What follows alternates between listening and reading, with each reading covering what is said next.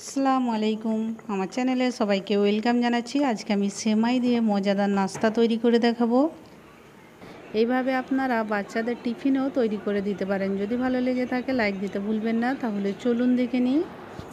প্রথমে আমি সেমাইটাকে ভেজে নেব। তার জন্য 1 চা চামচ ঘি দিয়ে দিয়েছি। 1 বাটি সেমাই দিয়ে এবার সেমাইটাকে লাল লাল করে ভেজে নেব। সেমাইটা ভাজা হয়ে গেছে, এবার এটাকে নামিয়ে ঠান্ডা করে নেব। এদিকে আগে থেকে আমি টক দইটা পানি ঝরাতে দিয়ে দিয়েছিলাম। পানি ঝরানো টক দইটা একটা বাটিতে ঢেলে নিচ্ছি। এখানে কিছু সবজি দিয়ে দিচ্ছি, পেঁয়াজ, টমেটো, কাঁচা লঙ্কা। আপনারা চাইলে আরও সবজিটা অ্যাড করতে পারেন। তো দিয়ে একটু নেড়ে ছেড়ে দিয়ে আগে থেকে যে সেমাইটা ভেজে রেখেছিলাম সেটা দিয়ে দিলাম। পরিমাণ মতো নুন দিয়ে দিচ্ছি, দিয়ে ভালো করে মিক্স করে নিচ্ছি। তো সেমাইটা মিক্স করা হয়ে গেছে, এবার একটা তড়কা তৈরি করে নেব। তার জন্য তড়কা প্যান নিয়ে নিয়েছি। 1 চামচ তেল দিয়ে দিচ্ছি, 1/2 চা চামচ ছোলার ডাল, 1/2 চা চামচ সরষে আর 1/2 চা চামচ গোটা জিরে দিয়ে দিচ্ছি। দিয়ে একটু লাল করে নিয়ে সেমাইয়ে ঢেলে দেব।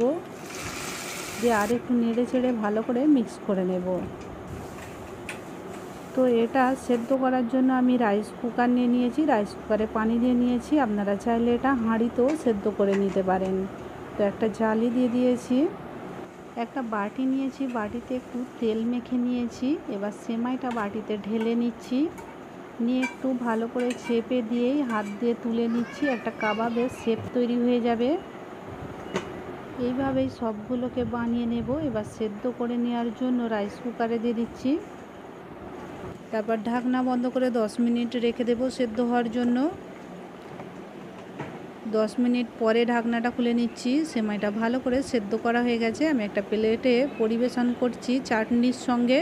যদি ভালো লেগে থাকে এই সেমাইয়ের নাস্তাটা লাইক, শেয়ার, কমেন্ট করতে ভুলবেন না। প্লিজ আমার চ্যানেলটিকে সাবস্ক্রাইব করবেন। সবাই ভালো থাকবেন। আবার হাজির হয়ে যাব অন্য কোনো দিন অন্য কোনো রেসিপি নিয়ে। ধন্যবাদ।